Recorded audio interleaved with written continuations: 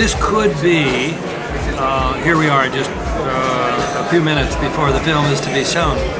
This could turn out to be a landmark event. This could be something that really changes the face of the 9/11 movement. The 9/11 is the paradigm of the fabric of lies and of deception. The mass media is lying. That means those who should control the politician are lying, are the first who are lying. I propose simply to change the situation, to begin to attack them on their territory, going on TV where they are the master and attacking. Well, we have to organize a movement. The battle, the modern battle is here. The media, mainstream media, has changed politics and our life and our way of thinking and our way of love and our way of hating and so on. This is a new situation where we are. That means we will work for the truth on 9/11 and for our liberty, for our mass liberty.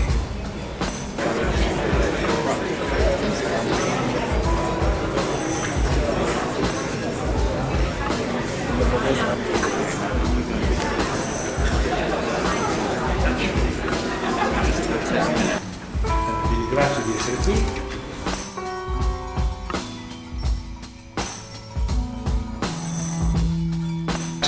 Former president of German Bundesbank said there were some put options to buy up some stocks of United Airlines and American Airlines.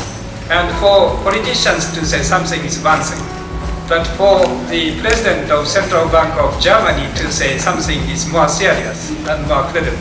After my time here and my participation into the NGO meeting in Amsterdam later this week, I'm going back to report to wider group of politicians in Japan. And I'm most grateful for the courage that Congressman Chiesa has taken in this venue of the European Parliament. If we work together, I think we can be a majority to be backed by many citizens of the world. So it's a great opportunity for the citizens through the internet, which has been the invasion of the military people, and they have the upper hands of the technologies. But now we have the upper hands of the conscience of the people to find real truth. Thank you.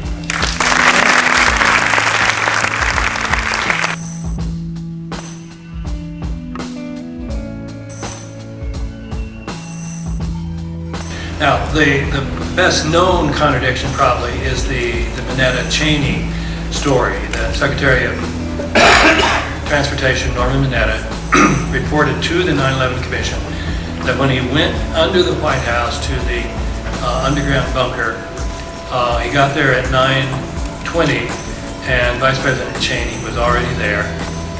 And then he told this story about the young man coming in and his plane coming in, and this was before the Pentagon was struck. Well, when the 9/11 Commission wrote its account, they said Cheney got there at almost 10 o'clock, perhaps 9:58. So you had a divergence there of about 45 minutes. That's pretty serious contradiction. Richard Myers, General Myers, who was the acting chair of the Joint Chiefs of Staff, so he was the the senior military official in the Pentagon that day. So presumably a lot of people knew where he was, and yet there is a contradiction that Myers himself and the 9/11 Commission say that he was up on Capitol Hill several miles away talking to Senator Cleveland.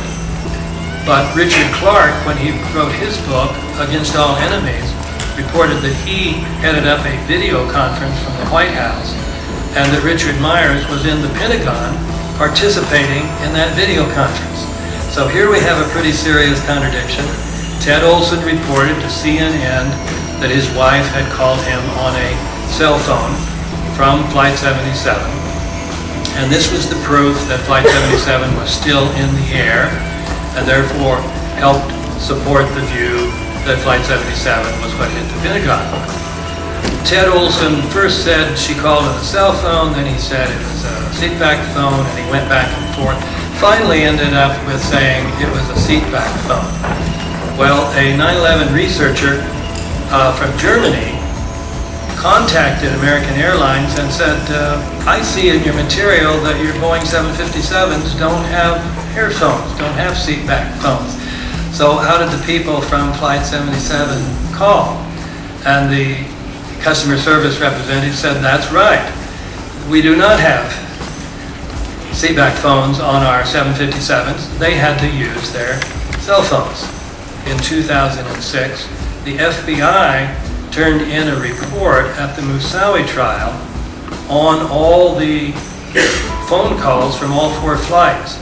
And when they got to Flight 77 and they got to Barbara Olson, they said, 1 attempted call, unconnected, 0 seconds. Now this is pretty astounding. The FBI is part of the Department of Justice. And yet the FBI said that the former Solicitor General of the Department of Justice, Ted Olson, that his story about Barbara Olson is not true. She did not call him twice. She didn't call him once. Now this should be screaming headlines. FBI says former Solicitor General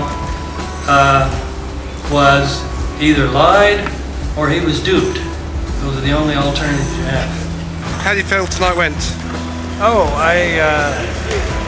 once we got going, it was quite good. The film was very good, and the discussion. Obviously, the audience was very passionate. Stayed till 11 o'clock, and would have stayed longer if the translators could have stayed longer. So I thought it was a great success.